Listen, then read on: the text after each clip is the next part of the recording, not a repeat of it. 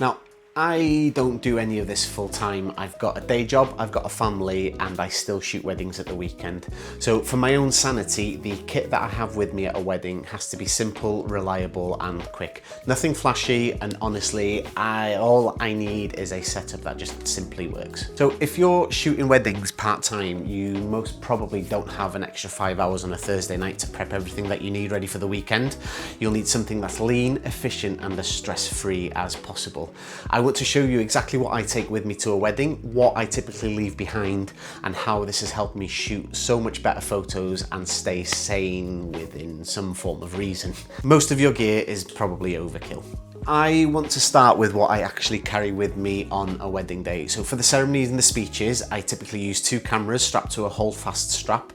I've got a 50mm on a Canon EOS R6 Mark I, and then I have a 35mm attached to an EOS R6 Mark II. 90% of the wedding day will be shot on the 50mm for me. I use the Sigma 50mm 1.4 Art. Now this lens isn't a pro lens, but honestly, bang for buck, this is one of the best lenses that you can get. In all honesty though, I would most probably be happy shooting an entire day on the Canon Nifty 50, so the 50mm 1.8, because that focal length is the sweet spot for me. So it's not too wide where you feel like you've got to get in people's faces. However, it's not too telephoto where you feel like you're a million miles away from all the action as well. It's just nice. And in the past, it has covered full ceremonies, speeches, a lot of the candid stuff, and a hell of a lot more in between. Over the years, I've built up a hell of a lot of gear.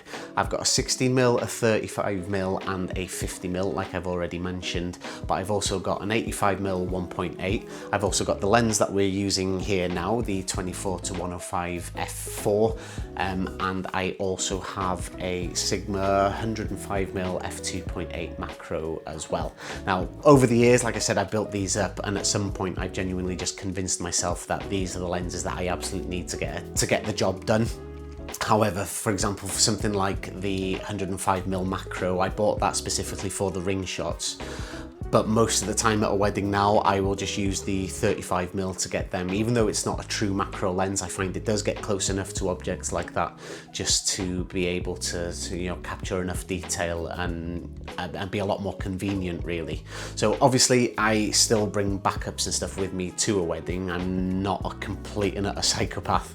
I understand that weddings are a once-in-a-lifetime event for some people. So me turning up with just one camera and one lens would be absolute career suicide. So they will typically come with me, but they will stay in my bag somewhere safe throughout the day. And then most of the stuff that I do use will go in a small sling bag, and the rest of it will sort of be forgotten about it until it's absolutely necessary that I need to use it.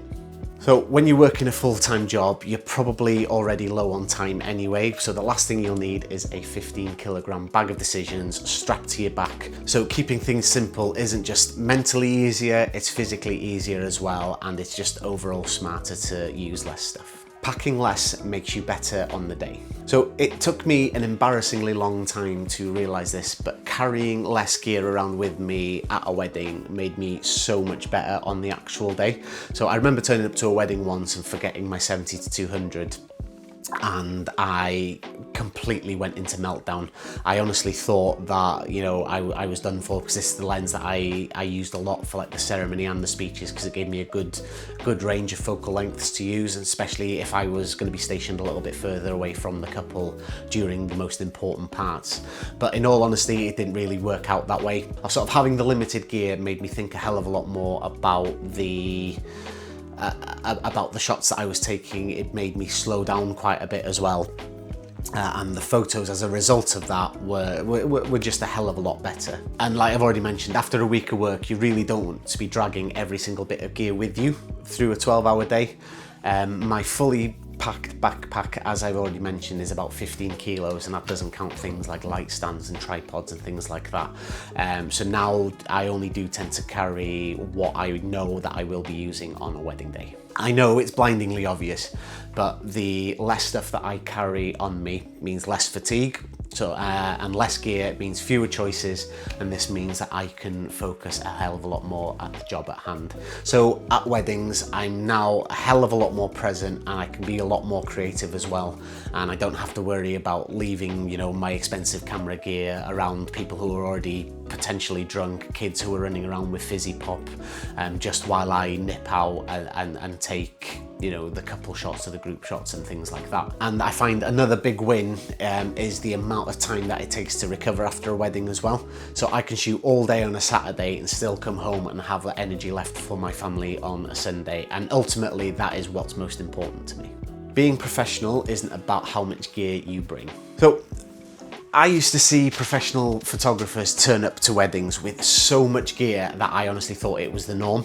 Obviously, the more that I took with me, the more professional I must have looked, right? Nah. So being a professional isn't about how much gear that you take with you to a wedding. It's all about knowing how to use and how to get the best out of the gear you've already got. I used to think the more that I carried with me, the more legit that I looked, but honestly, my clients and a lot of clients that I've spoken to in there since then as well, they really don't give a shit about stuff like that. They care about how you capture those moments, how you stay calm during the day, especially when things are starting to get a hell of a lot more chaotic, and how you don't disrupt the flow of the day for them. The reality is most cameras made in the last 5 years are probably more than good enough to shoot a wedding. There's a lot of arguments about this online, whether, you know, crop sensor's any good for shooting weddings, whether you have to go full frame, whether micro four thirds, you know, is the way to go. But in all honesty, the gear doesn't really matter. What matters is you understand your kit and you're not fumbling around maybe trying to change lenses and things like that as well while the bride's in the middle of walking down the aisle. Further reducing my kit. Even now, I'm still finding ways to try and simplify my gear even more. I've got my eye on a 28-70 f2, and in all honesty, I genuinely do think that this lens could replace almost everything else that I carry. My plan is to eventually shoot a whole wedding with a single camera and a single lens, so and that's pretty much it. Obviously I still have my backups and stuff with me, but minimizing all my gear to that single camera and a single lens is my idea of heaven, really. I can just carry it around with me, capture things as I need, and then that's it. Because one thing I do find not difficult, but something that can get quite tricky sometimes, is if you're shooting with, say, a 35mm and an 85mm on two different cameras, if you've got the bride walking down the aisle, brides do tend to walk at different paces. So if you're trying to shoot with an 85mm when she's further away, by the time you've changed to your other camera, they might have come forward quite a bit more than what you had initially planned, so it's not quite as easy to maybe get a long telephoto shot and a wider shot of her coming down the aisle as well. So having that zoom lens will free up that little bit of extra time, and you can just capture things more authentically and as they happen. So now that might sound like a bit of a big shift to someone like me who has been shooting with prime lenses probably for about 10 or 12 years now. But the 28-70 has almost completely changed my mindset on zoom lenses. It gives me the versatility that I'd need without having to constantly swap cameras and completely sort of disrupt my flow. So yeah, so even years after doing this, I'm still refining my camera bag in what is a massive journey to wedding photography minimalism. I'm still trying to keep things as simple as possible, especially because I'm juggling this around a full-time job. So the less gear that I bring with me, the more energy I've got to focus on the stuff that actually matters. So to wrap this up, if you're shooting weddings on the side of a full-time job, just keep things simple. You'll work faster and you'll feel so much better at the end of a wedding day.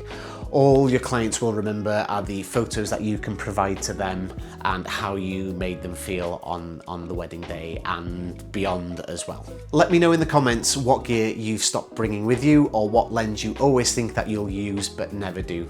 And if this has helped take the pressure off, don't forget to hit the like button, subscribe, comment, and share it with a mate who still takes 3,000 bags of gear with him to a wedding.